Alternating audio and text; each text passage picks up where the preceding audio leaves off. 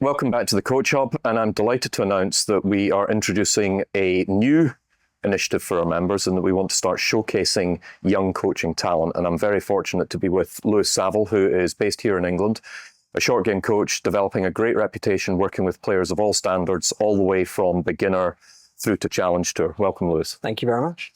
So Lewis's content is going to be obviously very focused on short game. Can you tell us a little bit about the nature of the content you've put together, number one, and then how our members can benefit from viewing your content? Yeah, absolutely. So my content ascertains to realistically trying to work out why low point depth is important in short game, really diving into that, and then the components that I feel move low point the easiest and the best. So really with a focus on how we can all improve our students. Simply moving low point, the effect that it then has on the ball flight, and then the components realistic that go into it, and then further how they develop that through drills. I hope that the members will get something out of it in terms of hopefully we'll be able to get a few live case studies on there, and I've tried to make it as practical as possible so that it ascertains to actual lessons and not just theoretical. Excellent.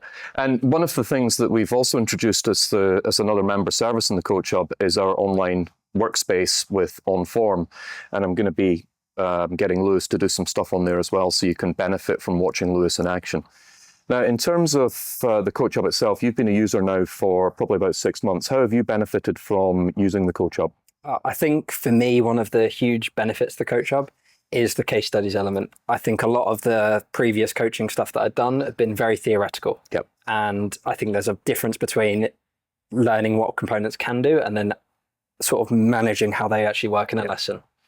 And I think having clear reference points that you use, and then obviously as it expands with different coaches, as you interview sort of different people, like I really like seeing the different opinions of someone like Joe Mayo, someone like Andreas Kelly, who you might not fully agree with 100% of everything they say, but being able to challenge your own viewpoint, I think is great. And then also understanding where they draw their reference points.